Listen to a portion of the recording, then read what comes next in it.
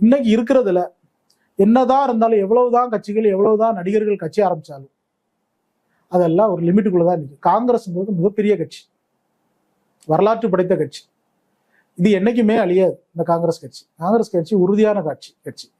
தலைவர்கள் கொஞ்சம் சில நேரங்கள்ல கொஞ்சம் மேல இருப்பாங்க, கொஞ்சம் கிராஃபிக்கலா கொஞ்சம் மேல இருப்பாங்க, கொஞ்சம் கீழே இருப்பாங்க, அவ்வளவுதான். மற்றபடி ஒன்றும் பிரச்சனை கிடையாது. நல்ல கட்சி. இந்த கட்சி இருக்கத்தான் செய்யும். ஏன் இருக்கும்னு கேட்டீங்கன்னா, மக்கள் திரும்பி பார்ப்பாங்க. இதுக்கு ஆல்டர்னேட்டிவ் காங்கிரஸ் தான், பிஜேபிக்கு ஆல்டர்னேட்டிவ். காங்கிரஸ் எல்லாம் வேற ஒரு பார்ட்டியை நம்ம சொல்ல முடியும், உங்களால சொல்ல முடியுமா? முடியாது. நேஷனல் பார்ட்டியில பிஜேபின்னா ஆப்போசிட் காங்கிரஸ் தான். அதுல எந்த மாற்றமும் கிடையாது. காங்கிரஸ் ஓட்டு இல்லாம கிடையாது, எம்பிஸ் இல்லாம. இங்க 21 எம்எல்ஏ இருக்காங்க. என்கிட்ட ஒருத்தர் கேட்டார், நீங்க என்ன காங்கிரஸ்ல போய் சேர்ந்துறீங்க, தமிழ்நாட்டில் இல்லவே இல்லையே. 21 எம்எல்ஏ இருக்காங்க, 5 அது திமுகவுடைய இதுல சப்போர்ட்ல தானே உங்களுக்கு கிடைக்குது. ஒரு வலு இல்லாத ஒரு கட்சிக்கு திமுக சீட்டு கொடுக்குமா? கூட்டணியா வச்சுக்குமா? ஓட் பேங்க் இருக்கிறதுனால தானே அவங்க சேர்த்துக்கிறாங்க. அவங்க இவ்வளவு சீட்டு கொடுக்குறாங்க, எல்லாமே டிராவல் பண்றாங்க. அதனால காங்கிரஸ்ங்கிறது வலுவான கட்சி தான் தமிழ்நாட்டில்.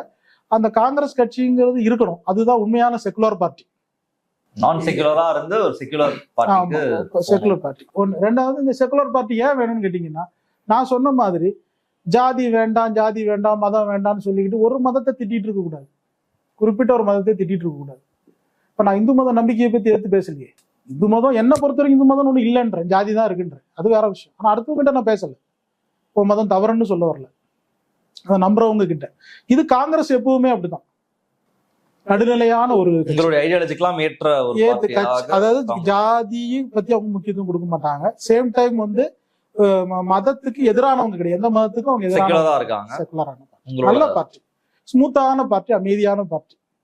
ஆனா பழைய காலங்களில் சுதந்திர போராட்டங்கள் அது இதெல்லாம் பெரிய அளவுல ஈடுபட்ட பார்ட்டி. ஆனா அந்த பார்ட்டியா இன்னைக்கு இந்த பார்ட்டியா இருக்குதான்னு கேட்டாச்சுன்னா இருக்க சான்ஸ் கிடையாது.